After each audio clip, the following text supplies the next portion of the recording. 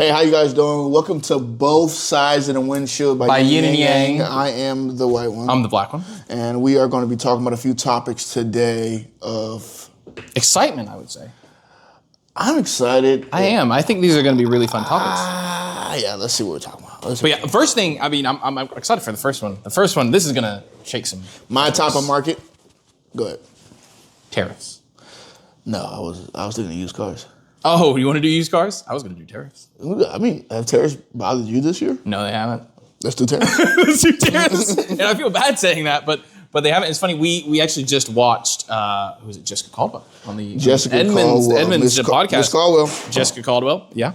And been watching for a little while now. We have been. Mm-hmm. And it was a good one. And Jessica talked about a whole lot of things. Tariffs, I think, resonated with us the most, and how, from the data that Edmunds pulls, the prices after tariffs have increased by less than 1%.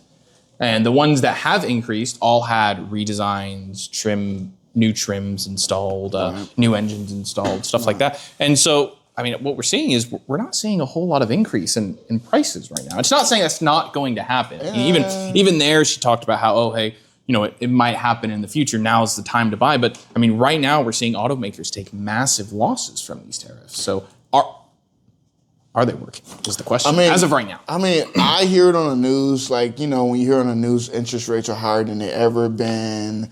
Money is the least, it's the least value that it's ever been in years. So if money is going down in value, the American dollar is going down in value, and the prices are only raising 1%. Is it an illusion? Is it really raising higher than what we think or see? I mean, I definitely think that the prices are definitely increasing, right? They definitely are at the end of the day. Because every day, like, I walk past a truck, I'm like, 85,000, thought it would be more. 98,000 for a wrap. I thought it would be more. They've also gotten better though. I mean, there's a lot bigger bang for your buck, right? They're starting to hold a lot more value than they ever have before, right? In the used cars market, I would say so. Used cars, dude, it's nuts. Well, it's nuts because actually, believe it or not, it's so one of the driving factors to prices of used cars and like the driving factors that cause used cars to decrease are leases. And leases, because you talked about it, interest rates, right? Leases are at an all-time low right now, solely for the reason that I think I do like 1 or 2 leases a year.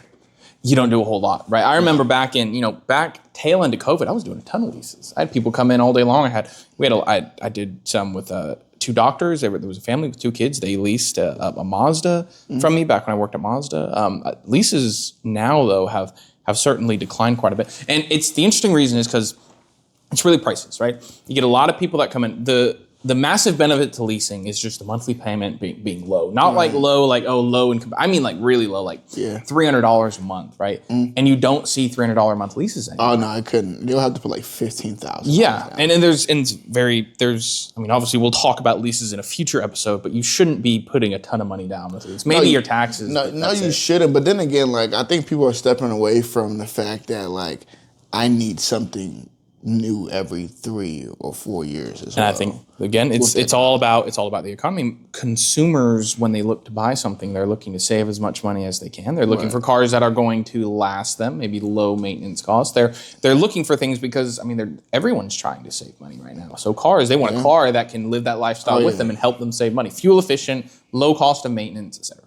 Yeah, and then also leases are also a geographical thing as well. True. And depends on what brand you decide to go with. It really does. Because Ford, oh my gosh, dude, I think every time I show somebody a lease, they be like, dude, I'd rather use finance. Yeah, the market base for Fords don't lease all that much. So BMW's always been good at leasing. Have they? Dude, I've never seen someone in a BMW and be like, I'm financing. Actually, you bring up, because like a German. There are a lot of BMWs 36 around that 30,000 mile price point. Right. I bet those are lease turn-ins. So you bring up without a doubt, especially if someone trades it and has like 30-some thousand miles. You're like, okay, right, they're right. EVs, dude. If you want to know why EVs are so cheap, everyone and their mother leases one. Yeah. So there's no market for them. Well, there's no market for used ones, because the used ones, if you're paying cash for an EV, go used all day long. But people know that. The biggest thing is for individuals who are financing them, right? And a lot of people do finance cars these days. They're not in a blessed enough position to pay cash. I'm not in a blessed. I don't know if you are. I certainly am not blessed enough to be out here paying cash. Every time I get a pencil, I'm like, I don't have this X amount of money. Oh, I don't have this amount of money in my bank account. You may. You may. I don't. I don't. So a lot of people are financing these leases, and they, at the end of the day, for a lot of consumers, monthly payment plays a role. If you had the option to get a brand new Tesla for $400 a month, or a used Tesla for $390 a month, you're going used. You're going new. You're going new lease. You think so? Yo, all day long. We just disagree. Because it's the same page. No. I think. Well, from what lovely Miss Caldwell said, right? Jessica. Hey, Jessica. That's the biggest factor, or one of the biggest factors, why those leases are so cheap, aside from a low market demand for them. It's just the fact that they're so cheap because they have to compete with that new car monthly payment on a lease. I mean, and on top of that, consumers find value in leasing an EV. They don't know if they're going to like it. They don't know if it's worth it. I mean, you've did way more leases than me. I have. How do you pitch a lease? Because me, every time I get a lease, I'm like, if they're not a former leasee, I'm like, dude, I mean, let's go what you're more comfortable with and what you're used to. So leases, what your family used to, which is, financing cash. Well, it's just an option. So you always want to show options, right? I'm a firm believer that if I railroad you into a decision, I'm not doing my job, right? So all it is, and some people say, no, I don't want to do that. It's okay, but I always want to show that option. When it comes to leasing, there are a plethora of benefits. If you do a high miles, or if you drive high miles a year, you shouldn't lease. And if you really intend on keeping, it a long time, then you shouldn't lease. But the reality of it is, data proves that consumers keep their cars 4 years on average. Just 4 years. That's it. They trade in every 4 years. Obviously, there are outliers to that. Obviously, there are people that are going to be watching this that have kept their car. My father has had his BMW 3 Series for a decade now. It's got 500,000 miles on it. There are people out there, but it does. We'll get into that later. Yeah, 500,000 miles. Shout out BMW. In 2023, number 2 most reliable car. Stands for? Bavarian Motor Works, I think. Black man, woman. That's a hell of a statement right there. I don't think I can say that. No. But major reasons. Anyway, 4 years, right? Major pros to it. Number one, you have an option to get out of it after 3 years, right? Oh, yeah. So think of, I don't know, Jim, who's getting ready to buy his, stop laughing. We do know a Jim. Wait, we know a Jim, but you also know how I feel about the name Jim. Yeah. Jim Farley. James. All right, James. James is about to buy a car, right? James is fresh out of college, fresh out of high school, just got his big boy job. Insert reason here, right? Young guy. He has the opportunity to finance or buy a car. Finance or lease a car, right? If he finances the car, in 3 years, let's say he found the love of his life, he has kids, the car he bought suited his life in the beginning, but 3 years down the road it doesn't. He tries to trade in, interest rates are high, he might be negative, and at that point you're rolling over negative equity. I love this scenario, by the way, because now I'm thinking about when I was 21 and I financed a car. Exactly, yeah, and people are upside down all the time, right? I'm upside down. In 3 years, there's an out. Now, you can still buy it out, but in 3 years, you have an opportunity to, okay, is this vehicle still fitting my lifestyle? Can it still support everything, right? Because when I was young, I was not thinking about a third row SUV. Now that I'm planning on kids, in the back of my head, I'm thinking, well, should I prepare for a third row SUV? Is that something that I'll need, right? Because I want 2 kids. Mm-hmm. A 2-row SUV is great, but I know they're going to have friends. I have to lug around friends. Anyway, that's my own personal, you're going right? big boy, right? If you go third row. I haven't even thought that far. I don't even have one kid yet. You know what I mean? Go. But okay, so you have that out, right? You have the opportunity to sell the car if you want to, right? In 3 years, so you can actually physically sell that car. Yeah. And you can sell it to a dealership. You can personally sell it. That's a little trickier, but you can. It's almost like personally selling a car. You're still financed. Yeah. It's one of those things. You would have to find the right person for it. And typically that's going to be a friend or a family member. Yeah, but you can sell the car more often than not. It's going to be a dealer. The biggest though is this. So, and this actually was crazy during COVID. If you lease a car, right, at I always tell my clients in 6 months before that lease end, you want to come back either to me or another dealer, and you want to go see what the trading value for that car is. Mm-hmm. If you're negative, sure, 6 months on, oh, you're negative. I'm just going to ride it out. I'm not going to be negative in 6 months. I'll be good, right? Only if you intend on buying the car out, this plays no role, right? Oh, obviously, option is you can also buy the car out. We'll get to that later. But 6 months in, you go to trade it, you're negative. All right, I'll wait 6 months and then get another car. Mm-hmm. Or 6 months, you're positive. So I had a lot of customers, tail end of COVID, the residual is what the vehicle is going to be worth at the end of 3 years. They leased their car. No, it is. It's a legitimate number. It's not. It is. That number can't change, right? Oh, it doesn't? It doesn't change. So I thought it does. The number never changes. It's in the contract. That's what it's worth. That's your. I thought it was dependent on the market. So we had a lot of people who would lease cars. They leased them just before COVID, right? In 3 years, it was like, oh, the residual on this is going to be like $18,000, right? So you're going to have $18,000. The vehicle's going to be worth $18,000 in 3 years. Well, we all know after COVID, everything's skyrocketed. That 18, yeah, they could buy it out for 18, or they could sell the car for $25,000. They made money on their lease. They made their money back on their lease because they went from $18,000 to $25,000, right? They had $6,000 there. They could buy the car out for a hell of a deal, or if they wanted a new car, they had $6,000 of play and wiggle room. I had customers that would lease a car again, and literally I would give them a check. They wouldn't give me any money. They would lease a car, and I would give them a check. I'm not gonna lie to you. This sounds like a one-off situation. I don't think COVID was unique. Now, I'm not saying that's going to continue. So it is a one-off situation. We haven't ever. COVID was unique. You'd have to have another situation where the vehicle is increased. So the pros of leasing is 3 years. 3 years, you have the lifestyle opportunity. change, right? Mm-hmm. Yeah. The second one is the residual factor, right? You could make money on it. You could make money on it. You could lose money on it. You're never after 3 years. You're never going to be negative. I guess you'll never be. You'll never be negative at the end of 3 years. Unless you can't park right. You have tire rash on the tires. There's lease insurance for that. Car insurance is going to help you when it comes to that. That's another thing. If you get into an accident, if you go to trade that car and in 3 years the accident decreases the value of the car, if you're in a lease though, if you go to turn it in, the bank takes that hit. You don't. Ooh. So let's say it's the same thing. Residual is $18,000.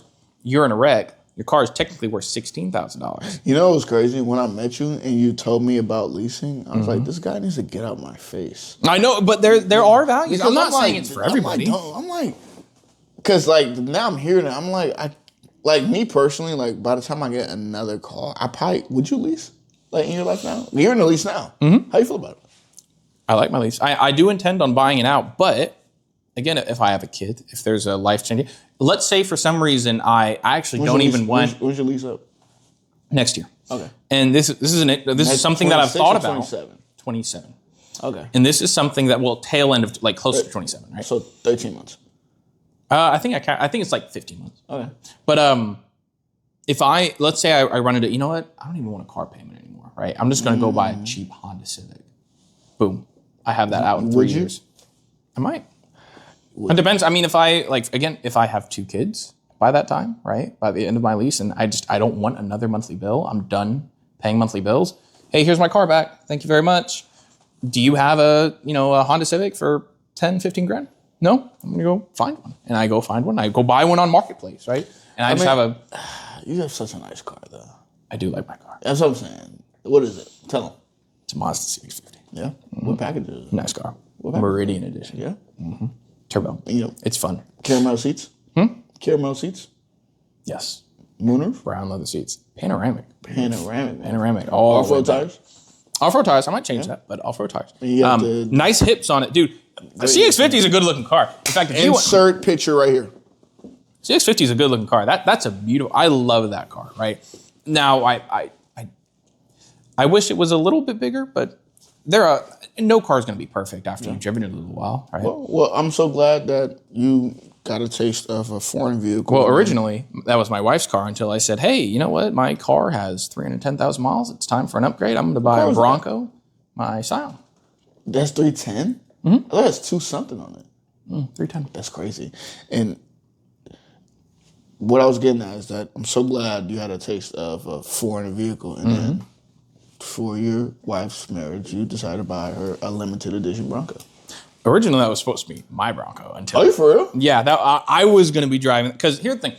I bought that Mazda because she walked into the showroom. On the showroom floor, there was that car sitting right there. Right? Yeah. Beautiful car. She was like, this is me.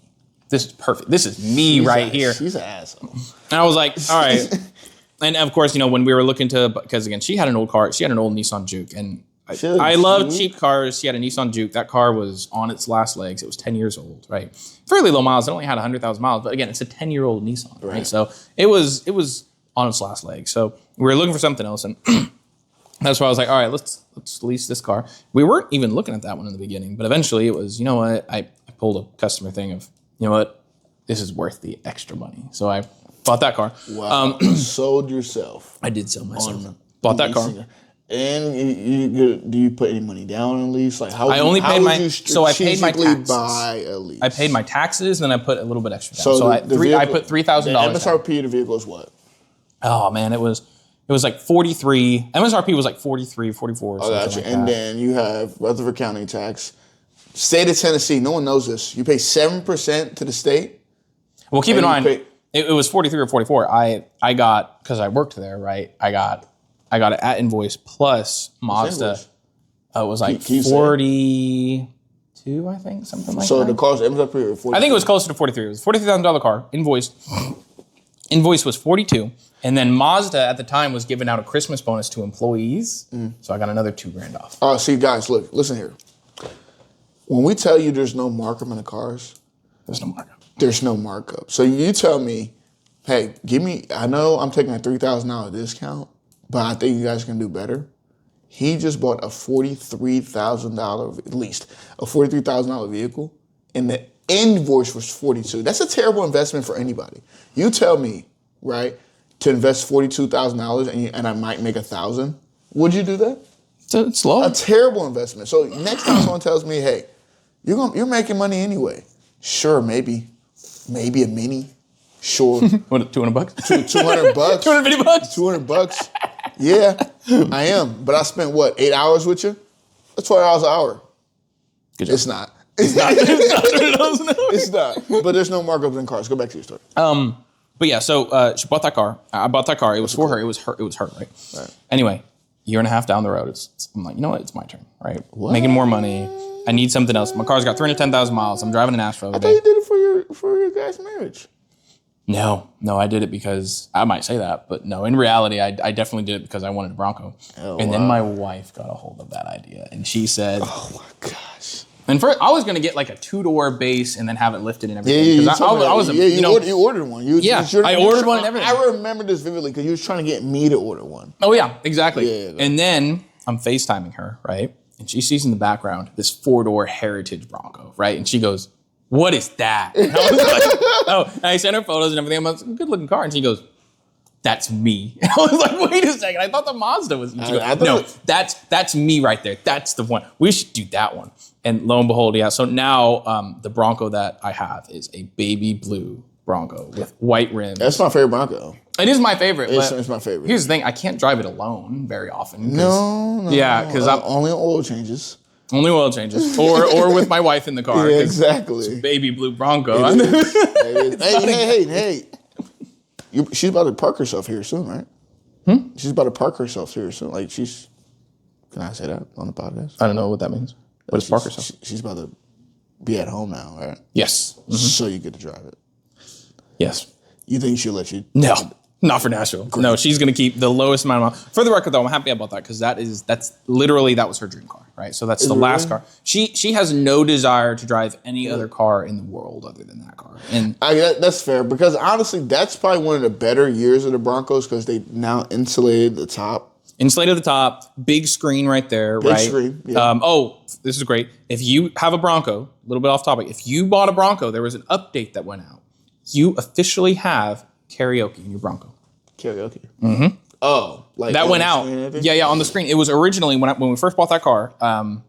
It only had YouTube. That was like one of the apps that you could do that you could link. Right now, they officially sent on an update to the Sync 4 system. You can sing karaoke in your car, and we did that with some Christmas songs. It was fun. It was nice and fun. And she loved that. She was over the moon. She was like, "This is so cool. I love this car." But yeah, so. We got off topic there, but we did. I'm sorry. What did we? But it was on the leasing. And we was telling people how the strategic. Oh fuck, dude, we need to stay on topic. We do. I think that's our struggle right there.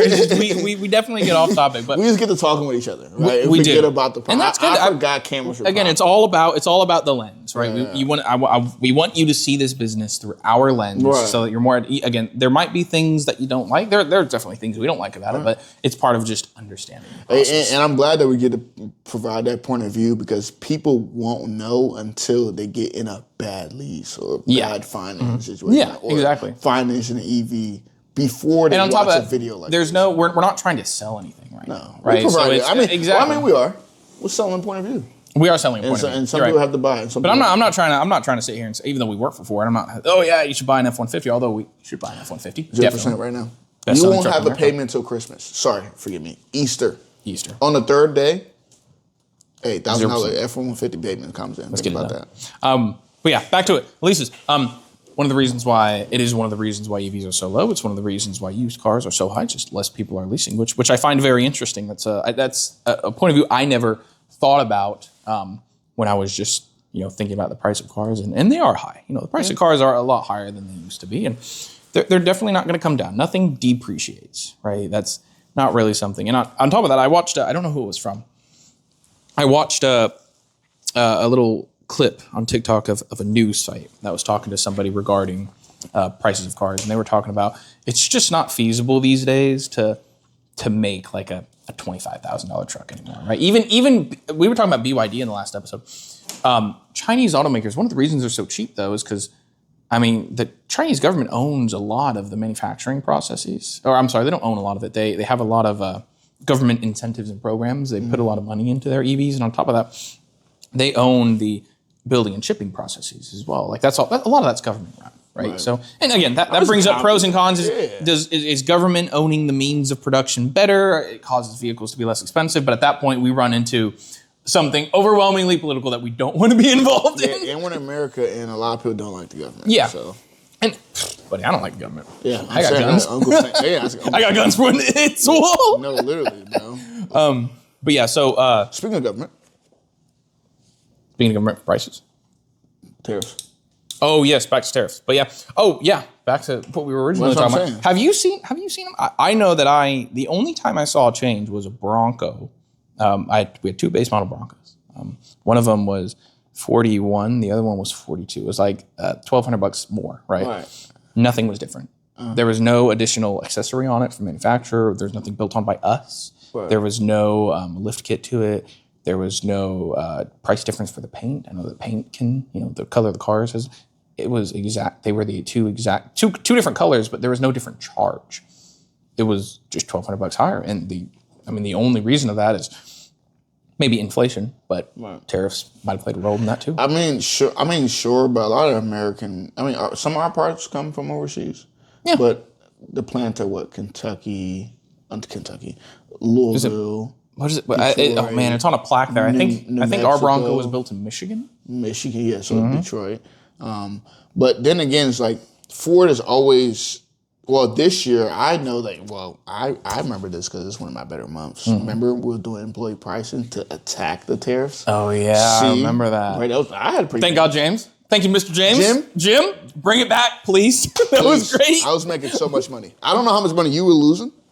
But I was making. Oh, and the dealership was losing money too. Oh no! Remember we were selling it for A to Z plan, and then remember. We got a little bit of it back, but we were only getting.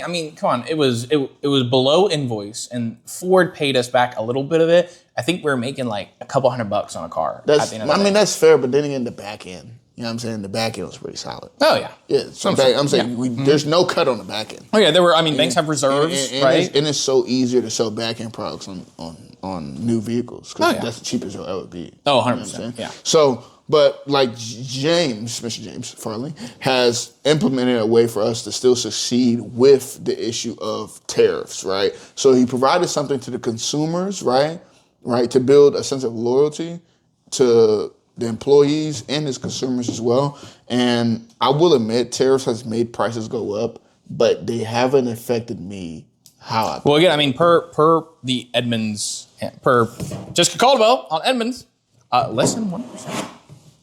Less than 1%. Less than 1%. But that doesn't sound real. But it has to be. Well, I mean, that's her. It's not us, right? Miss Jessica went live. And she works for Edmunds. They've been around for how long? Oh, I don't know if she works for Edmunds. I know that she works with Data. I can't remember what she Data, Edmunds. It was on Edmunds cars, and I mean, that's really Edmunds pretty good with their data. I mean, it's a third party right now. Edmunds is as reliable as KDB, Car Gurus. Edmunds helps out a lot. But they are, right now, automakers they're reporting some massive losses. So they can't do this forever, right? They can't absorb the cost of it. So you're going to start seeing increases, and they're going to be creative with it. Maybe an increase in the destination charge. You're going to see, for the same price, you're going to see features decrease probably. Right? I mean, we could always, okay. But I mean, prices are pretty much going to maybe be around the same. But the bang for your buck is. But the thing about it, I mean, everybody wants fair and consistent, lifestyles, and consistently prices have always been going up. This is probably the least 1%. It's probably the least of a market that's went up in a while. True. Think about it. Like I bought an iPhone the other day. Dude, it was freaking $1,000, like $1,100. That's a lot of money. That's a lot. iPhones used to be like $600. Mm-hmm. So people have to work more. They're taking up more time. I'm saying. And guess what? All they do is add another camera. I'm sure they do something crazy. I think a lot of what you pay for is R&D. So I mean, you have to understand that manufacturers like Ford and everything, they still have to make money because they have to hire research and development teams. They have to hire engineers. They have to keep everyone employed that are going to move on to the next vehicle, right? That how are we going to upgrade this? How are we going to make this better, more efficient, more reliable, stuff like that. Well, I mean, so with the new car market going up by 1%, but you know what is, benefit and hurt at the same time? Just guess. Benefit and hurt? Yeah. I can't guess. I can't imagine. I'm in a used car market. New cars being more expensive means that used cars are now more expensive. Yeah. But used cars are more expensive than they've ever been, but it's nicer used cars out there. You're right. It is nicer. Like if you compare, if you bought a car 5 years ago, right? The tech from, if you bought a used car 5 years ago, it was maybe... It damn near don't have Apple CarPlay. Yeah, it didn't really have a whole lot. Now you buy a used car, now it has, Apple CarPlay. If it doesn't come standard with Apple CarPlay... A lot of people don't even buy it. I mean, that was one of our biggest videos on TikTok right there. That's what I'm saying. It is. It is our biggest video right there. It could have the craziest tires. It could have the nicest stuff. on it, a lift, supercharged. Does that have Apple CarPlay? No, I don't think this one does. Oh, can we look at one with Apple CarPlay? Which one has Apple When did CarPlay? Apple CarPlay become so important to people? But it is, though. Mm-hmm. When have you used your in-house navigation? Never. I mean, almost it looks like when I use my, if it's not a newer, like 2025, at the least 2022, in-house navigation looks like a what was it? Like a Speaking of Apple CarPlay, like a flip phone, dude. Looks crazy. Apple. Are you searching? Did that say GM? No. So didn't GM start charging for Apple CarPlay? Is now charging handled via USB wireless pads. So, dude, that's freaking USB charging, dude. Is it USB charging? Yeah, literally. Good cables, but it remains. GM is phasing out Apple CarPlay for Google systems. Yeah. So you're not even going to have Apple CarPlay anymore. You're going to have Android Auto.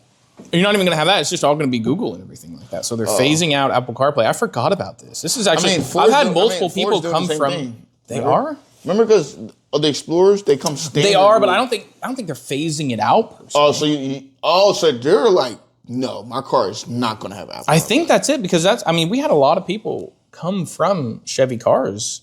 And they're saying, oh yeah, one of the reasons I'm not going to Chevy is they're starting to charge for things like Apple CarPlay, which I think that that was a miscommunication. I just think they're phasing it out because they want everything's subscription based these days. Everyone wants to. I will admit, like even Blue Cruise, freaking Sirius. Even navigation, dude.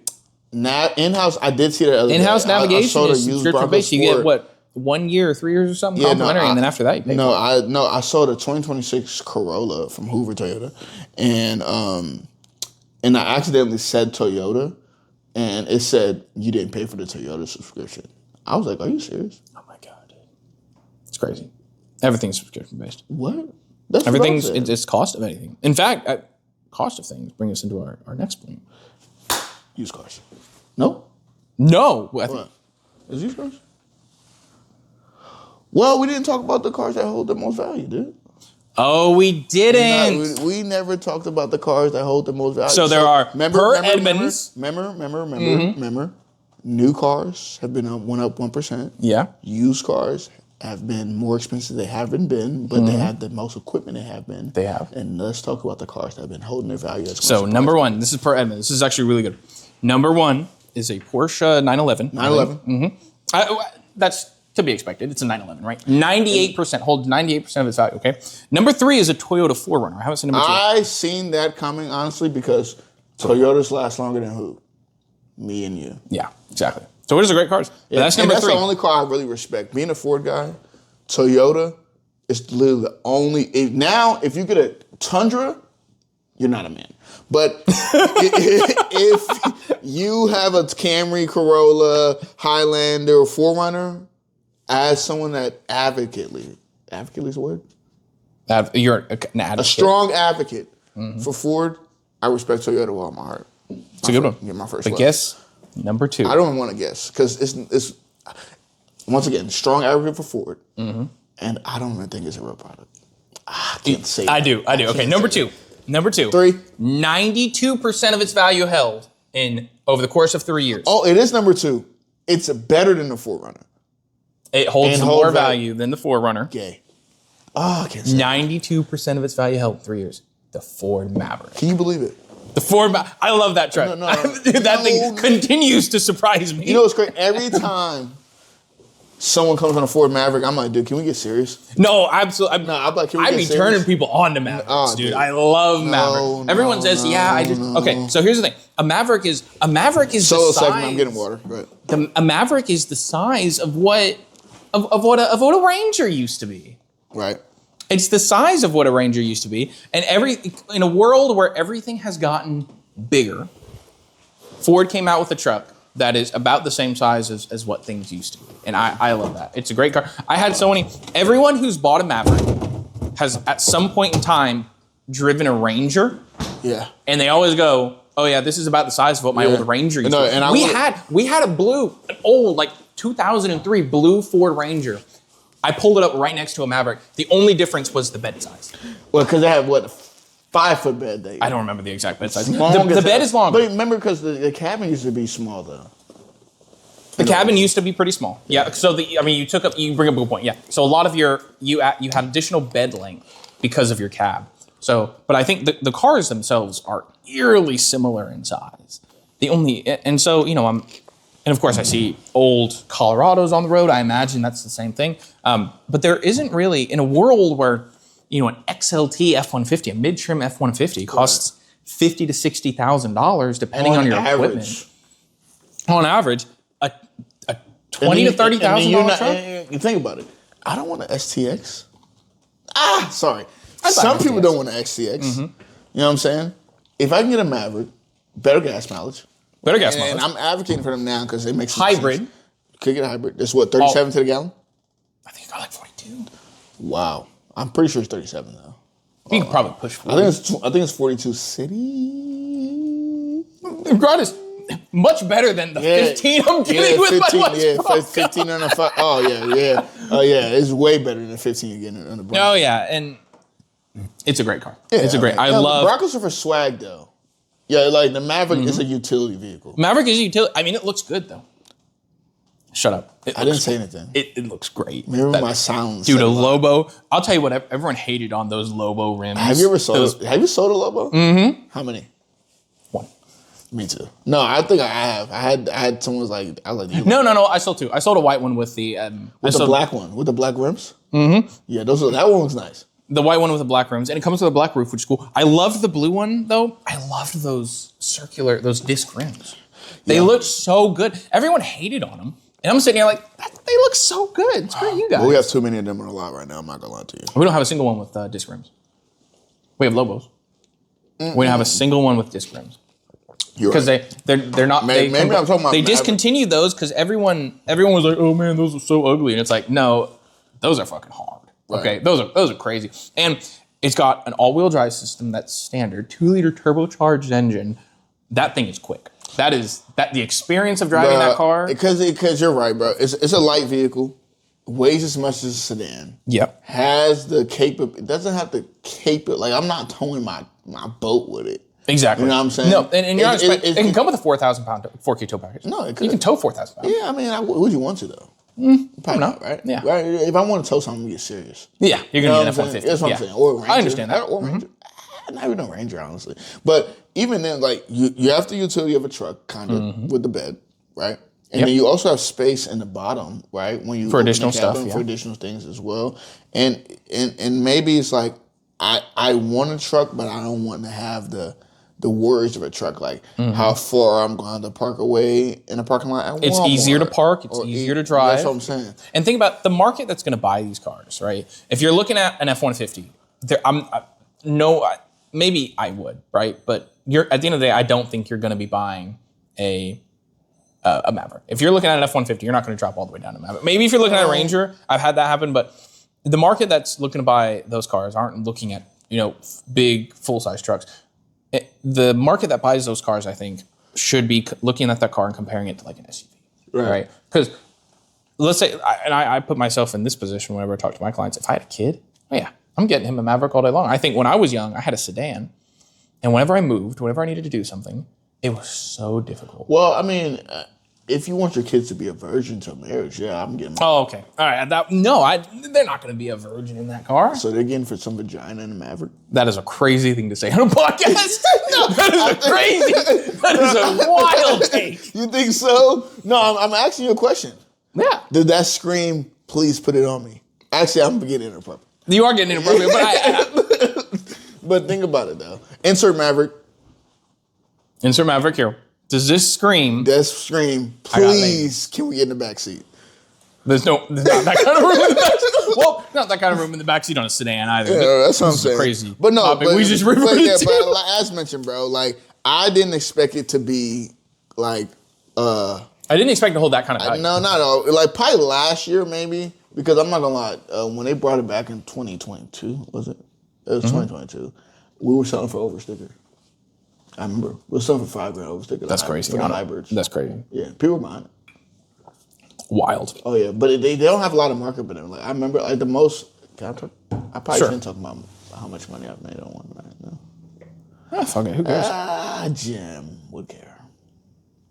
Jim would care. James, we're not going to talk about that because we're being transparent, and if someone asks us, maybe we'll tell you. But I'm not. If you know what, if you're curious, put it in the comments. Put it in the comments. I'll tell you. We'll let you know. We'll be honest. It's some change. I will admit, it's some money, but not a lot. Yeah. But 92, I didn't see 92%. But yeah, back to what I was saying. I think for a young kid going to college, I remember when I was going to college, moving around and everything, I put it in my trunk. It took so many trips, and I used my dad's Dodge Durango for a week to help me move. And just having a bed was so handy. But what? I'm telling you. Mm-hmm. So, I mean, having a vehicle the size of a car, great gas mileage, right? Low cost of maintenance, all-wheel drive, and it has a bed on the back. Like, I would pick that over an SUV any day of the week if I had that option. Right? Well, I mean, right. Well, like I think if I worked for Ford and not Mazda at the time, I would probably have bought a Maverick. And then we probably wouldn't be married. I probably wouldn't. She would have left me. Yeah, might have left me, and rightfully so. No, actually, I think my wife loves me. I mean, she'd probably be like, if I'm being quite honest, bro. Like I think. Nah, I'm lying. Every time I sold a Maverick, it's probably to a married man. Well, I mean, I think if you can make it look good, like you can, you can put some, you can make anything change the camber a little bit on the tires. Yeah, I think if you tint it out, like you know how people slam, make it a lowrider, like make it. That's what I'm saying. Yeah. That's what I'm saying. If you slam it, put some decent wheels. I mean, that's the cool thing about the Lobo. It's lowered a little bit. It's got some good big rims on it. It kind of it's the rims in the side of the car, they line up very nicely. I mean, it's a good looking car. I think, but I mean, a lot of individuals who do buy those, in reality, right? A lot of people that buy those are our companies, our fleets.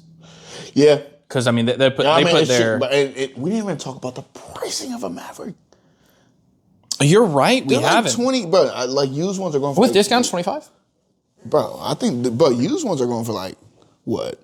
Freaking high 20s right now. I mean, it's the end of the year, so I mean, this is like not probably the most. We don't get a whole lot of used Mavericks. It's probably not the most honest reflection of, price. Look, oh my lord, yeah, $25,000 for an XLT. 20. Yeah, I'm saying. Is that an XL? That's an XLT. I mean, no. Look, XLT. What blackout package on here? Looks like $24,000 for a truck. I mean, that car. An XLT didn't sell for. They had to have sold maybe at 30, maybe. Oh yeah, no, this is easily MSRP truck at like 31. And how many miles on it? 32. 32,000 miles. One owner. I wonder if we can pull the original sticker on it. I'm looking to that right now. Let's see. Yeah, original window sticker on this. $27,000. I would. I thought 24. I thought at least bang for your buck. Oh my gosh, it lost, bro, over damn near 3 years, bro. Because $1,000 a year. 2 weeks. 2 weeks. We're in 2026, right? That means at what 32,000 miles. Every 10,000 miles, you lost $1,000. Talk about value holder right there. Man, this just sold me. I don't like Mavericks all like that. And that's why I say perfect. Again, buy this car for your kid, right? Hardly loses value. Great storage space, right? He's essentially set. If he ever needs something like to move furniture, move washers and dryers, he doesn't need to go rent a truck. He has a vehicle that can achieve that goal.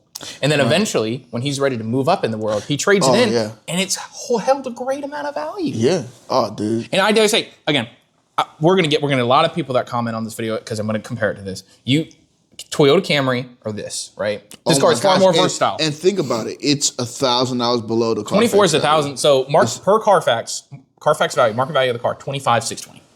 And the car MSRP for how much? $27,800. That's insane in the membrane. That's $2,500 in loss. Well, no, $2,000. It is $2,000 less than what it's selling for. Dude. Market value for that car. Oh my gosh! If only Tommy knew this. Tommy from Delivered. Yeah, I just want to throw him in there. You do want to throw him in there. I do. I like Tommy. Because how long do you think you've been watching? I've been watching for about probably as long as I've been in the business. So I would say 4 years. You think so? He's been around that long? I think been around a little while. First year, like I when I first started business, I didn't want to watch content too much because I was on my phone too much. Yeah, and I'd be selling cars. Try to stay away from it. But when I saw Tommy, and this is who Tommy is. Tommy from Delivered. We're not going to insert Tommy, Delivered. But if you know, you know. Tommy runs he's a glorified car broker. Glorified. Glorified? It's a unique word for it. I mean, he wouldn't say. I mean, if you call him, he's not going to be like, "Hey, I'm Tommy. I'm a broker." You know, that's one of the words you don't want to hear. I think that's exactly what he would say. I mean, we just watched. Hey, Tommy. I'm a car broker. I'm Tommy. I'm buying Tommy. Right? Tommy from buying. Yeah, that was a joke. It's like, hey, I'm so and so from sales. Hey, I'm Tommy from buying. Oh, that was a joke. Yeah. But he wouldn't. I mean, even when he introduces, "Hey, my name is Tommy," he didn't say I was a car broker. You're right. I suppose you're right. That's what I'm saying. So, but for example, if someone says they're a car broker, I'm like, okay, so just your visit, and then you're trying to get me down another day. Is what it instead is. of doing it right now, right? Yeah. But anyways, Tommy, what he is a glorified car broker, and he goes on live. He goes on. Oh live. my gosh! Let me tell you. Okay, I got a funny story. I watched him live when I was. I watched him live, and I have a couple of stories. When I was jobless, yes. Yeah. While my wife was in the shower and everything, I was like, you know what's going on? My man calls the dealer, right? He goes, hey, and he's all like, hey, I'm sorry, I don't have a lot. I just I have to know if you have this car available, and of course he's going like, oh yeah, okay, I'll check. Yeah, it's available. What time did you want to come take a look at it? I'm watching this man live from his office. This boy hits her with. So I'm at your competition right now, right outside the door. And they didn't give me the price or the deal I wanted. So I decided that, you know what I'm going to do? Oh, yeah, good ratings. You know what they talked so badly about you guys, saying that you guys rip people off, you have bad prices. And they were so bad that, you know what, I thought, they didn't give me the price. I just thought I'd call you because they were so mean about you guys. And she was like, oh, thank you. And I'm just sitting here and I'm like, brother, you are in your office and you're just on this poor girl, you're right outside. And he was like, I'm just trying to get, 10% off MSRP, this, that, and the other. And because that's what he wants to do. His big goal is to get 10% off MSRP because that's, in his eyes, it's a good deal. And I said, okay. He's on the phone and she goes, well, do you have the piece of paper? And he goes, no, I left it inside. Maybe I can go in and go get it. And I don't know what this girl was thinking. She was like, no, don't do that. And I was like, I would have definitely been, you better go grab that. Yeah, I'm like, go grab that. Just go run inside real quick with me on the phone so they don't talk to you. Snap a photo, send it to me, and I'll do it. But yeah, no, I didn't go in and everything. Anyway, talking about it, she's getting everything drawn up. This man goes so far as to say, oh, hang on a second. They're right outside my window. I'm watching him in his office. He just pulls the phone away. Hey, I'm sorry, I'm on the phone. Sorry, I'm on the phone right now. Can I? Yes. Oh, okay. All right. Thank you. Sorry, they're trying to tell me that they're going to come down a little bit more too, and I'm just sitting here like, brother. I feel like that's insane. If I got a call from a gentleman and he said, "Hi, my name is Tommy," and the voice was this first thing I'm doing, I would freaking tune my delivered. Let me see if he's on live, and if he does, I'm like, well, Tom, with all due respect, I'm looking at a Tommy that is in his office with someone on the phone that sounds eerily like myself saying the same word. Eerily like myself. Eerily like it could be a coincidence, but we're saying the exact same thing, word for word, bar for bar. So he either stole my flow or I'm looking at you. I'm hearing myself and looking at you lie to me right now. He does have to. I respect it because I know this business. You kind of have to do that. So I will admit, in sales, there's a lot of omission. Is the word? Is it omitting or omission? I don't think it's omitting. I think it's telling the right. You don't want to overload somebody. That's what I'm saying, because it's so much information to tell someone, right? So you tell in order to educate someone. You tell them in segments. Yeah, exactly. In order for someone to know everything about anything, they would have to have worked in this business for a year. Right. So whenever you're sitting with someone, it's hard to. You can't overload them with everything because it's like I didn't get overloaded. And I'm not even confident. You just told me so much. Yeah, exactly. You want people to make confident, informed decisions, but you don't want to overload the information where it offsets the confidence. Exactly. Right? You want to be able. I mean, that's part of being a sales professional. Is you need to say the things that are pertinent to their decision. But and I'm not saying be biased and not tell them bad things, right? Pertinent to their decision, but not to the point of, hey, I just gave you like 2 years worth of things to run through your head research and process. Because I mean, it takes us time to understand this whole business. Yeah. No one's going to understand it. A day. Yeah, no one's going to understand it in 2 hours if we give everything like that, right? So you have to, and it's just making sure that. I feel that, but I mean, where he loses me, right? So it's going to catch attention. But he will post the bad interactions, right? Where people saying, we're going to do this, we don't have this markup, and then they do have it, right? Yeah. And now we're the bad guys. Oh, no, that was part of the live. And now we're the bad guys, right? You feel me? But if he lies and says, I'm outside the door, hey, I'm at your competition. Mm-hmm. Hey, I can come pick it up in the next 2 hours if we can get this deal done. To put a deal together, I mean, is he combating their lies as well, or is he lying for his best interest? Well, again, I think he feels like dealers are lying for their best interest as well. Again, I think that we are being overwhelmingly critical. No, confident that every sales professional is like us, and it's not, right? We're about to get into old heads, right? But I mean, I feel like that's something that you have to do for some dealerships to even get very far. Hey, I'm at home. Okay, well, I'm not going to give you anything until you come in or anything, right? There is a method to them. He's been in the business. He understands it, right?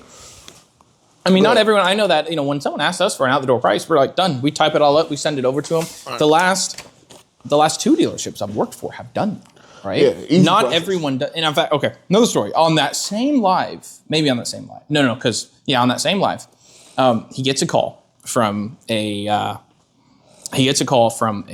Range Rover dealer. Okay, solo this one, checking the cameras. Gets a call from a Range Rover dealer talking about, hey Tommy, I drew up that quote and everything, this, that, and the other, and I drew it all up, and I'm going to give you the $2,500 discount. And Tom was like, okay, perfect. And he goes, that's going to put the lease payments at $1,218 or something like that, right? And Tom was like, wait a second, it's $2,500. Earlier, you told me like $1,220. Right. It dropped by $2 with $2,500. He goes, no. And he goes, well, they're kind of drawn out a little bit. I'm going to crash course it, but he was like, no, because you're giving me a discount, but you're just jacking up the lease factor, right? And he goes, no. The exact same lease factor is the same on both of these. I misspoke, and I'm like, and I'm just sitting here like, all right, this is a hell of a pitch, right? What a pitch. And he goes, but I'm not done. Right, and I'm like, I don't know why you got into that. Right. You weren't done, but okay. And I'm ready. I'm like, you know what? I bet I have faith in this guy. I'm like, he's gonna hit him with a great. Yeah, I'm saying, I'm ready. Like this is live, right? This is a real interaction. Like, no clips or nothing. All context is there. This is real live, and I'm like, I'm ready. I'm like, he's gonna hit him with something dope. I'm ready. I need to hear this, right? I might get better at my job for this. He goes, first thing he goes, we're going to take away the $2,500 discount. And I was like, whoa. The whole reason why Tommy called, by the way. Exactly. I'm like, all right, let me see where he's going. He goes, we're going to take away the $2,500 discount. we're going to give you tax credits. And I'm like, where did those come from? Wait a second. There's multiple tax credits? Because again, I don't sell Range Rovers. I don't know I don't know the full pieces of the puzzle, but to my knowledge, tax credits are when you do a trade and you automatically get that. But all right, I'm like, all right, let me hear them out. We're going to give you tax credits. Okay. So at sticker plus our fees, you're going to get these tax credits. Get this. You're not at 1218 anymore. You're at 1217 with confidence. Saving in the book. And I'm sitting here like, what is this pitch? And he goes, wait a second. I'm $1 less, but you get everything in that deal. Like, and I don't get much of anything in that deal. Like you're making all the money and I'm getting nothing. And this man, he tells him, well, Tommy, because he goes, why don't I get both, the $2,500 discount and the tax credits? And the guy goes, well, because in that scenario, we would lose. And I'm thinking, I'm prepared for him to say, we would lose money, right? I'd respect that, right? We're going to lose money. I think Tommy, if we're going to lose money, he'd respect that a little bit, right? But this man goes, but in that scenario, we would lose. And I'm just sitting here like, that's it? And he goes, and then the next thing is, and we're not going to lose. And I was like, bro, I won't buy the car from this guy. That's crazy. What a dick. That's crazy. Like, that's something you just don't say. Exactly. It's because like the customer wants to At win. that point, the customer's like, oh, I'm going to lose? Like, I'm not going to lose. I'm going to lose. Here's a $80,000 check for this Range Rover. It's going to lose value when I drive to the lot, and it's going to be worth $40,000 in 2 weeks. But I didn't lose. Like, come on, brother. Terrible, like, it's so it's frustrating because I always see him and he posts those bad. He posts certain good ones, but he does post bad ones, and it's just so infuriating because I watch it and I'm like, God, you're so bad. Like, and I think what it is the good salesmen always move up to sales manager, right? Yeah, they always get promoted. But you will admit, like the good salesmen, some sales managers don't want you to be a manager. They're like, I don't. But think about the mediocrity, bro. Think about. I don't want to throw our store in a bus, but it doesn't really take too much to be a good salesman other than doing what you're supposed to do. 100%. Having a good process, having good coaches and team members on your back. Know your product. Mm-hmm. Be informed. Exactly. Know what cars on the lot. And don't be a dick. Reverence to your managers. Mm-hmm. And be empathetic. Right. And I think that's the biggest thing is salesmen. I think there are salesmen out there that always want to have like the one up, right? I'm going to win this, right? They're not, and it's almost like an attack on their manhood. It's like, dude, all we're doing is we're just negotiating. It's just putting pieces of the puzzle together, right? If we're not at where so-and-so wants to be, I mean, it is what it is. Like I can't sell 100% of the people I sit with a car, right? And if they like you, bro, they'll make sense of the experience. Yeah, exactly. They'll make sense of it. I tell people all the time. Again, maybe not every time, but I mean, a lot of people, you don't want to go, and everyone says, oh yeah, you need to call around and get a quote and this, and it's like, I mean, that's a whole lot of work. Think of, maybe a guy named Sean who has 3 kids and a wife and everything. He doesn't have time to call around to 50 different dealerships. You might turn him off. He probably won't buy a car because he's had a bad experience. Exactly. Yeah. So, But that's the thing. I've always, even me, and I use this to my advantage because it's psychological, but it's real. Like, if you like the person and its price is not where you want it to be, right? And let's say you want to be at $550 a month, right? And let's say you're not there because, let's say you're at $590. Yeah, right? You're at $590, right? You're like, you know what? I enjoy it. And it depends. Certain customers, that $40 a month, oh man, that's important. I'm going to go somewhere else and I'm going to try. There's no guarantee. I'm going to try to find someone that can do that, right? Or I'm just, going to pivot. But some customers, you know what? It was a good experience. Right. This guy has been nothing but honest with me, right? And this is just the math. Yeah, it's just the math is math. And you know what? For $40, I don't want to go out to anywhere else. I don't want to go. Again, I'm not saying everyone's going to do that, and I'm not saying it's like I'm not trying to say this is a closing tactic of we're gonna get him to go. We're gonna bump him by $40 just because we want to hold money. It's again the math is math. So if you're just honest with people, then just about everyone is going to make sense of it. And it may not be that day. I worked with someone, I was nothing but honest with her. It was and she was great. I love her, right? She was great. She did everything right. She got a quote from her bank on, I even told her, I'm like, girl, you've done everything right in this. I just want to let you know, good job. She looked at cars. She looked at multiple cars. But there was a car that we had looked at. It was a Honda HR-V, right? One of their compact ones. And, she came in and, we were talking about price and everything. We were negotiating. And, there was a price she wanted to be at, right? And I'm like, look, I just can't be there, right? And I want to earn your business all I can. I don't own it the right way. You know, if there is if you think that you can do that, obviously I want you to be comfortable with it, but that's just nothing I can be. And she goes, okay. And, you know, again, I was nothing but honest, all this fun stuff. She goes to another dealer, right? Terrible experience. Terrible. Bro, CPO. Online, it was less, right? She talked to me because I was talking with her on the phone. Oh yeah, I'm gonna go this. They have a cheaper car. I want to see if, you know, I can, you know, get a, you know, maybe a cheaper cost. And I said, I completely understand. I would do the same. You go do that. Just let me know how it goes. If you buy it, just please inform me. We'll reconvene at a later date. She tells me about this experience. Goes to this dealer, lower price, right? Sits down. A $3,000 CPO fee. They were charging the CPO. Oh my gosh, I've seen that so many times. I've seen that too. With the reconditioning, they charge. Oh my god, reconditioning, like, bro. I see that. I'm like, oh. And she came back, and you know, she told me that story, and I was like, I was cracking up because she was like, yeah, and it was cheaper online. I'm like, I bet it was, and she was like, but then they tried to charge me to make it CPO, and I'm like, I bet they did. Yeah, I bet. That's why it was cheaper online. No, that's insane, bro. And it's just like, no, but she came back because again, she came back. I was a little higher than she wanted to be, but that experience was so bad that she was like, I have no desire. Again, same thing. I appreciate you. You've been honest. You showed me everything up front. You've been so patient with me, and you've shown me everything on this car. You're really knowledgeable. I just, you know, and she told me those, and I just not because she was, you know, bragging. I just think, you know, that was just where the conversation was. Yeah. And of course, I appreciated that. And of course, at the very end, she was like, you know, oh, you know, I got, you know, I bank with Capital One. My interest rate is this, and I'm like, okay, I mean, you know, if we can beat that, are you comfortable? Yeah, I mean, if you can beat that, I'm like, perfect. We beat her interest rate. Everything went well. And towards the end of the process, I said, hey, I just want to let you know.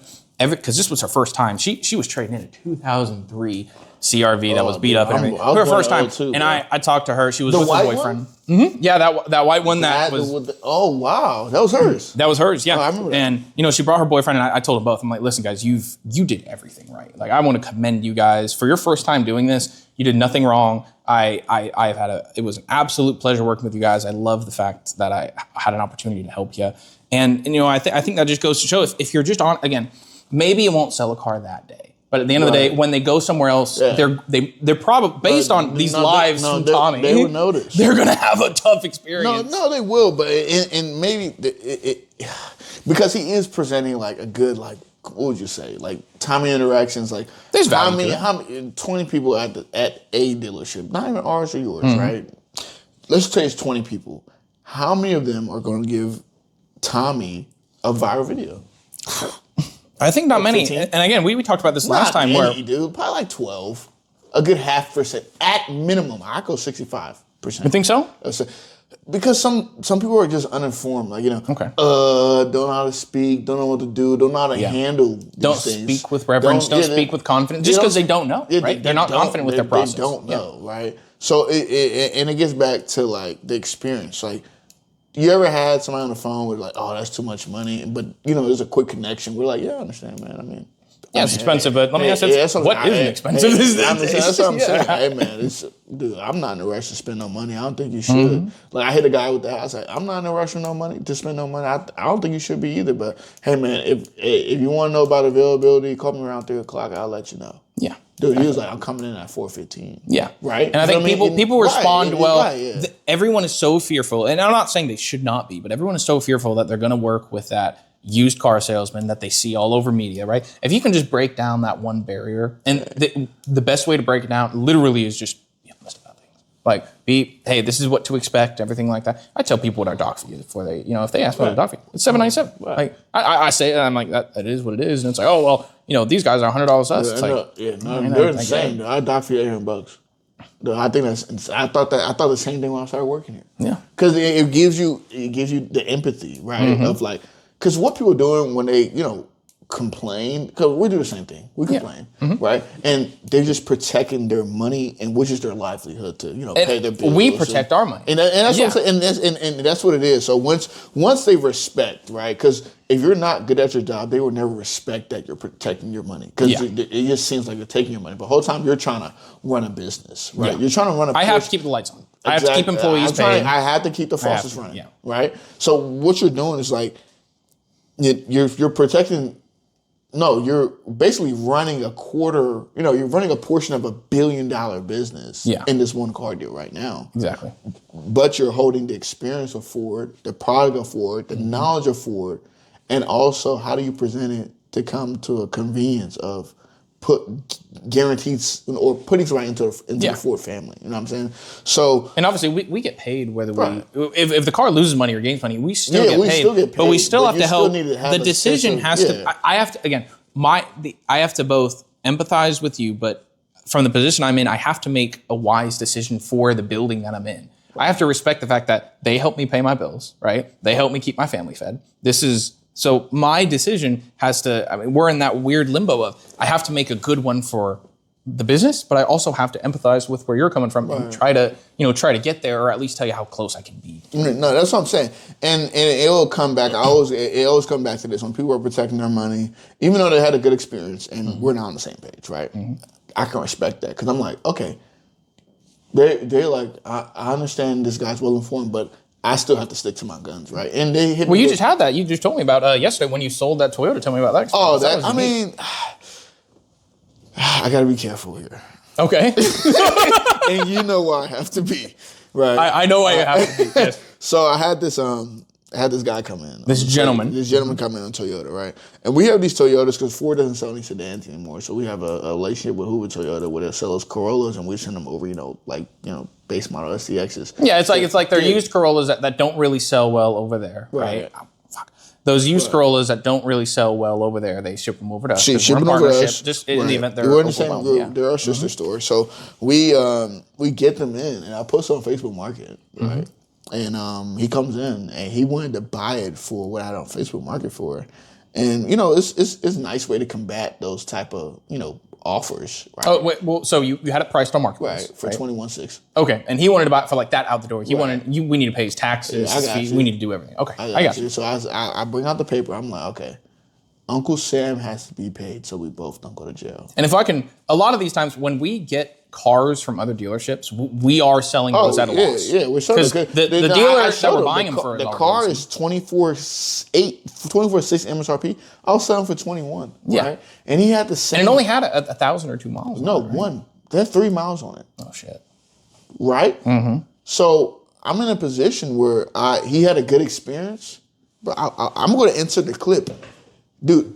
Had a good experience, negotiated me. I paid him $40 to do the deal.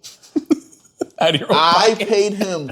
Have you ever paid? That's the question for TikTok. Have you ever paid someone money to get the deal done? How bad do you want it? I wanted it $40 bad. Yeah, I agree with you. I wanted it $40 bad because I was like, I didn't think he was serious. And he took my money. He took my 2, who's on a $40 bill? Jackson? My 2 Andrew Jacksons. How bad do you want to do a deal? That's how bad I want to do a deal, but that's how good of experience I want to bring to somebody where they can be like, damn, this guy really wanted to put me in this car today. You know what I'm saying? Not because, that deal had no benefit to me other than I didn't want to lose $40. You just wanted to give him a good experience. I wanted to give him a good experience. And sometimes it costs me money to give him a good experience.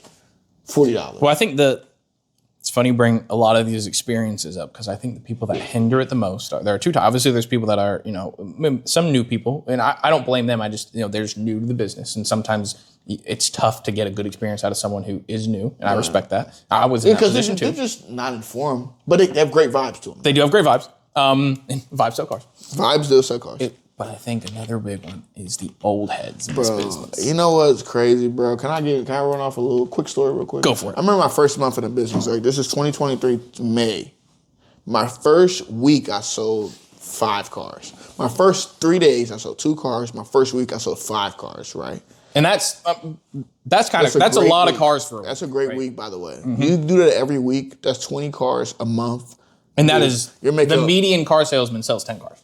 Median. In a month. Right. So my first week, I sold 5 cars. My first month, I did 16 units, but I sold like 20-something cars. I was splitting a lot of deals. Yeah. I was a new guy. Yeah. Right. Didn't have a book of business yet. The old heads, hated is a strong word, despised me. That makes 100% sense. They despised me. Why they despise guess what? I don't know. I came to work early.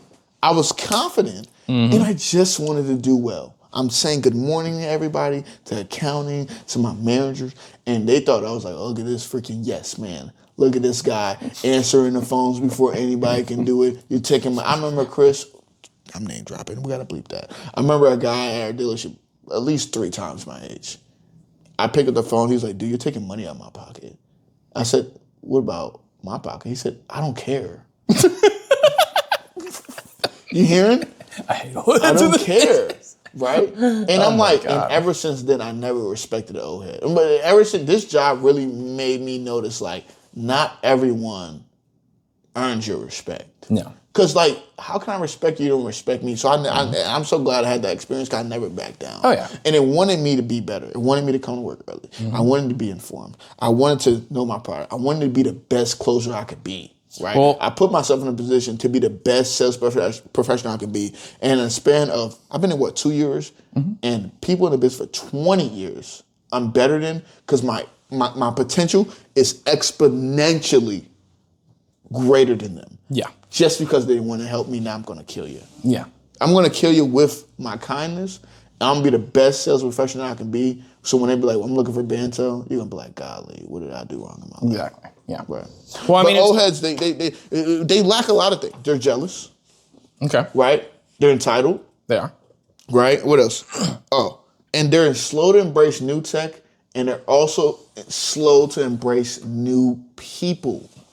I agree with you. Yeah. Especially if they've been there for a long time. They think you're taking money out their pocket. But like I said, when I met you, bro, like I never withhold any information from you.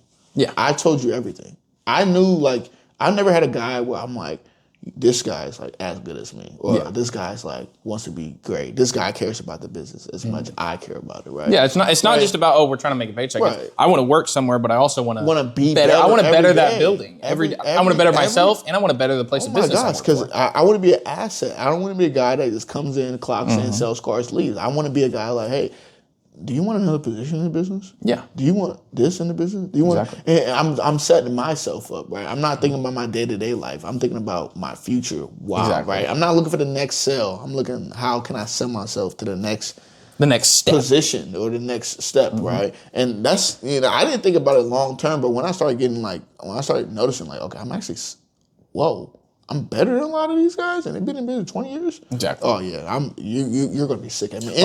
I think a lot of the biggest issue with old heads, right? People who have been in the business for years, just the business has changed so much from 10, 15 years ago to now. No, honestly, the business changed in the last 5 years. Like, it's not really after sharky. COVID? Oh my God, yeah. But it's not really sharky. Like, when I suppose some dealers are, right? But when you go in, it's not, I think that is such, to be in the mindset of, oh man, yeah, I got to fight no, it's all about teams now, right? It's all about, oh, hey, we need to support each other in this business, right?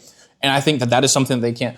I remember I just try to be nice, right? And I suppose that I watched a video where it was like, oh yeah, that one nosy salesman, right? And it was like, hey, how are you doing today? Oh, hey, what happened to that customer that you did, right? And the video was, oh, why are you asking? Like, da, da, da. And I go into the comments and every single salesman is like, this is me. I'm just nice. Right, I'm just nice, there like, right? I do that. Like, I'm just taking an interest. Like, I remember I tried to do that once.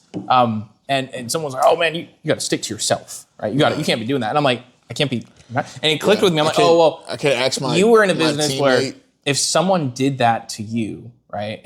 Then they were trying to take things from you, right? They were trying to one up you, right? Or hey, do you have an appointment today? For me, it's like, oh, hey, you got an appointment. I'm just making conversation. Back then, it was probably like, oh, hey, you got an appointment? Oh, shit, all right. And then at 3 o'clock, all right, I'm hunting for this appointment. Who you? Because they didn't have CRMs back then, right? There wasn't like a paper trail of who worked with them. If someone took a phone call and said, oh, yeah, ask for, Joseph. If someone else took that, then, if someone else took that, there was no proof that was someone else's. You know what I mean? Right. So it's definitely interesting. I don't want to necessarily blame them, but I think that's why a lot of the poor communication comes from. And we want to make that better. And I think as this business grows and as more time moves on, we're going to see that the people our age, when they start to move up to these management positions, when we start to hit general manager, the business is going to exponentially change. Oh my gosh. You no longer have these, these guys who were selling cars back in 2003 and 5, right? Who were selling before the internet, who, made an excuse as to why, freaking slapping people when it came to deals, right? Was good and making excuses for them. You're gonna have people like us where it's like, no, I this is my book of business. It's people that I care about, right? And those are the individuals that are going to move up. And by the time they hit general manager, you're going to see a lot of things change of more transparency. And I think that's already happened.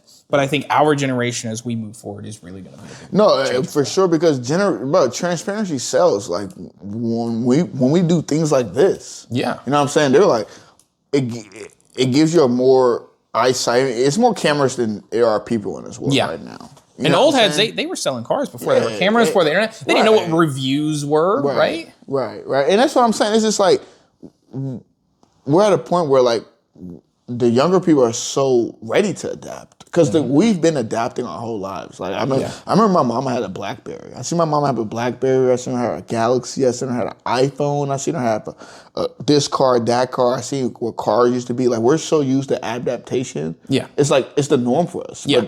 So when we see something new like AI, we're like, I want to jump on that. We need to jump on that because I will be left behind. Old people are like, no. This old stuff still works. Yeah, this is how you sell. But I mean, they grew up in a time like if you think about it, back in the 90s and 2000s, technology wasn't moving as quickly. So like there would be something new, and they wouldn't because it's still the old school. It came and went. Things came and went, right?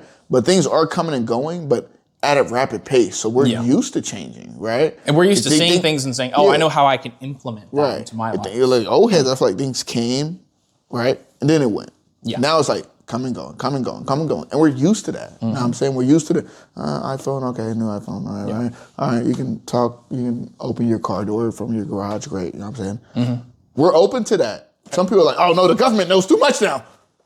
You know what I'm saying? I have yet to run into that. That's what I'm saying. You feel me? It's things like that, like, and they're jealous and they're burnt out, right? They think they're inanimate candles where they're burnt out, but we're humans. We're living. You know what I'm saying? They're burnt out of business and they don't want to adapt. And that's not our issue. That's my gain and your loss. Yeah. You know what I'm saying? Because I'm going to gain. You want to burn out? I'm going to help you. I'm going to put a fire to you. I think it goes to show, hey, look, if you're 60, 70 years old, even if you're 50 years old in this business, right? Obviously, there's a lot of things that play a role in moving up. But if you're at that age and you're still selling cars, you've never held a management position, you've never moved up, I think that goes to show something, right? Like, obviously, we have a drive to move up. So if I'm still, at 40 years old, if I'm still selling cars, I'm going to be like, God, what did I do wrong, right? What cards did I not play? If I'm a sales professional at 40, I might still be in the business, but at 45 to 50, at that point, I'm like, all right, I need something else. And I will admit, like, I had my mentor, and it was Tommy Woods. He was like 60 years old, right? But he held every position, and he said, and when it's people he came in every day early, tie, button up. Like, he didn't wear a blazer, like quarter zip, all that. But he came as a professional. And he was like, I was a finance manager. I was a sales manager. I was a ASM. I don't know what that means, and he's like, this is the best position to be in. Now, if you provide me that point of view at 60, okay, sure. All right, but you came here because you legitimately enjoy selling cars. Hey, I could be a manager, but I don't want to be. Type thing. You know what I'm saying? Exactly. I want my freedom still. Yeah. You know what I'm saying? I want to come and go when I want to. So, like, that's a one-off situation. Yeah. You know what I'm saying? But like, if I'm 60, even when I'm 60, honestly, I'm not on the floor at all. Like, I should be put up. Like, honestly, I don't want to be working at 60, but I probably will be because, like, that's what we do. That's my purpose. Yeah. If you don't work, you don't eat. You know what I'm saying? So, like you said, like, you don't want to be in a position where you're older and on the floor, but you also do want to, like, when I'm older, I'm definitely going to embrace the younger generation. Yeah. And getting back to what I was saying, where when I met you, I was telling you the closes. I was telling you what car does this, what car isn't CPO'd, how do we get a lifetime warranty on a car. It's come to Wire Johnson 4 to get a lifetime warranty, by the way. Like, all those things, right? And I will admit, like, I'm like, damn, you got a car deal and I don't. Like, I'm like, fuck, like, golly. Oh no, I mean, I think that's kind of where the yin and yang right, name right. came in. That's what I'm saying. No matter what happened, we were always neck and neck. This month, if I had a bad month, you had a bad month, right? Yeah. I don't actually. We've never really had a bad month. No, right? I mean, if I had a bad day or a bad week, it's like, dude, I only sold 2 cars, and you're like, dude, I only sold 2.5 cars. It's like it's literally right there. Yeah, now, and we're in a position where I'm like, bro, like, and that's how I knew I wasn't better. Like in totality, because I'm like, bro, you're bilingual. Like you can handle a whole nother section of consumers, and I can't. And I think we just do things differently. I'm definitely a computer guy. I definitely love that. I want appointments more often than not. And you're just better at walk-ins. Like walk-ins and instant connections, and even marketing. Because I remember I told you I pay like $120 a month so I can market on Facebook or cars. You know what I'm saying? So it's like. It's like we have different styles, but we all want to come to the same conclusion, which is getting a car over the curb. Exactly. In the same way, car over the curb, the same way, honest, transparent, nothing crazy. But you know what it is, right? Have you made yourself better after meeting me? Oh, yeah. Have you made yourself better? Yeah, absolutely. Yeah. Right? Because, like, you're giving me, we talk about the business every day. Yeah. Right? And we're informing each other, and there's no hatred. There's no envy. It's probably when you sell a car and I don't, I'm like, fuck. Yeah. You know what I'm saying? Oh, no, I'm the same way. I'm not going to lie. When I see you doing a deal, in the back of my head, I'm like, obviously, I'm like, oh, man, I hope you sell this car. But in the back of my head, I'm like, shoot, he'll be 2 cars ahead of me. Hopefully he has bad credit. No, that's what I'm saying. But that's what I'm saying. It's a standard, right? It's a healthy competition. Yeah. You know what I'm saying? Exactly. It's like my friend, if I play you in basketball, I don't want just because you're getting better. I don't want to lose to you. Still. Yeah, I'm not gonna make you win. I'm not gonna let you win. You know what I'm saying? I'm not gonna. We're gonna push each other. Right, we're gonna push each other because it holds the threshold, right? But if I have a guy here, 20 years in business, and a guy right here is trying to get to where you're at, and you're pushing him down, right? Let's say you're pushing him down, but you're also coming down as well because you're not helping someone get better. Exactly. Right? Like if you're averaging 15 cars, right, and you're pushing the guy down that's hitting 16 on his first month, you're I'm going to push him down. Right. He's not going to be able to push you to hit 20. When he hits 20, he's not going to push you to hit 25. I'm most likely going to surpass you because you're not helping me. Yeah. Right. And I already have more potential than you because I'm younger than you. Exactly. Right? And I'm more. And your point of view is important, but he doesn't want to take it. Yeah. And guess what? Old heads don't listen. I listen. Everyone wants an employee that listens. Yeah. Right. I think every employee wants a coworker that listens. Right? Exactly. You know what I'm saying? Listening literally pays the bills. You have 2 ears and 1 mouth. I think we said it last time, right? It was, hey, look, if you think you know everything, you don't know nothing. That's what I'm saying. You don't know a damn thing. You know what I'm saying? So, I mean, I don't know why old heads feel like this, but I know I couldn't be an old head like that. No. Because it shows jealous and envy, and it shouldn't be like that. And I will admit, I'm not going to lie, I have a bad habit when someone's older than me and they're hating. I'm like, dude, you're 30.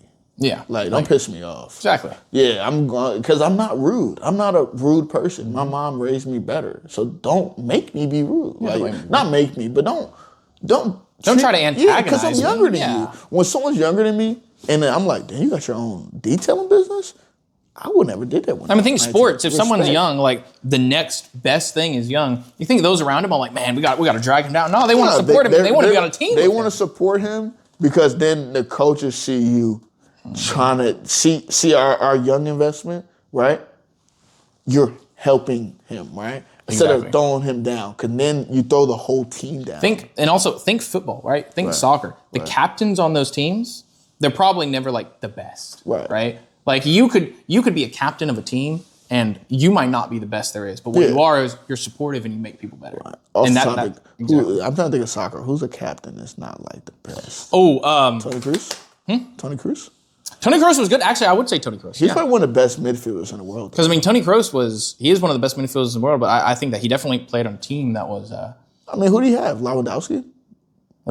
Yeah. Oh, I didn't watch a whole lot of Tony Kroos. I mean, he wasn't a captain. I think one of the few, I can say, one of the few... Chelsea.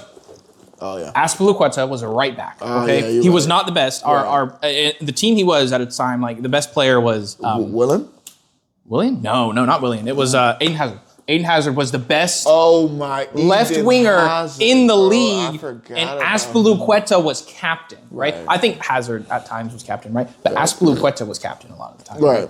I mean, after that it was it was one of our center backs. I forget the name. I need to get better. What? David. It was, yeah. I forget his first name. David Luiz. David Luiz, that's it. David Luiz was a captain. David Luiz was not the best. David Luiz was good, and then as soon as he hit like 30, he was like, all right, I'm done. He was good looking.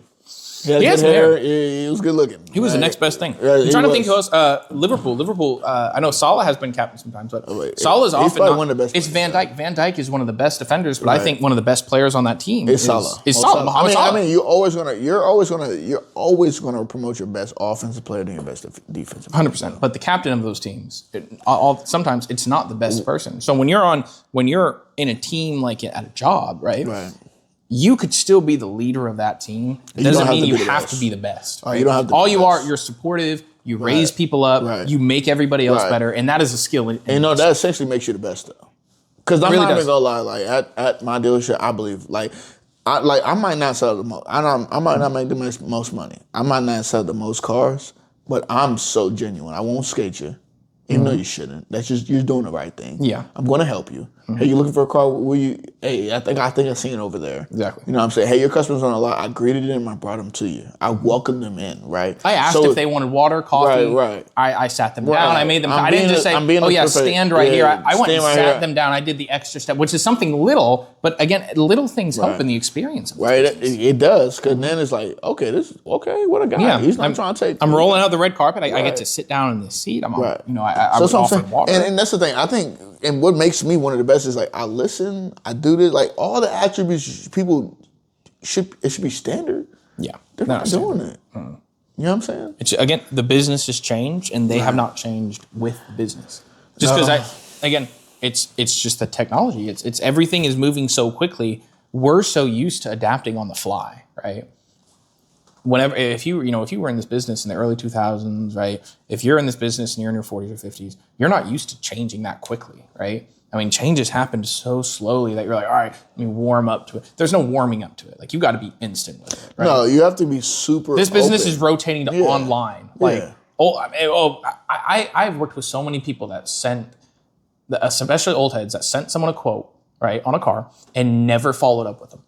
And then I call them, right, 15 days later, uphill battle. Follow-up. Hey, so-and-so, sent you a quote. I'm just making sure everything's, cool, making sure it's all okay. There's no questions. Oh, yeah, I actually bought a car from somewhere else. That's insane, bro. And it's like, well, why? Oh, well, it was, $200 less. And it's like, dude, I would have discounted a car $500 if it was $200 less. Right? I would have beat that price. I would have said 200. We're away by $200, dude. Come on in. Yeah, I'll make it. Yeah, right? I would have brought it. And it's something so simple, right? And it's not like if they say, oh well, I bought one for $5,000 less. It's like, oh okay, all right. Well, I can't combat that. But it was $200. I'm like, $200. All that was standing between you and a deal is one frippin' phone call. Right, and then and mind you, bro, we were probably like closer to, like we were probably like right there, like we were down the street. Right. Exactly. Right. Yeah. And so they say $200. But we went to a meeting where, I mean, even a lot of the, you have a lot of individuals who obviously shop online.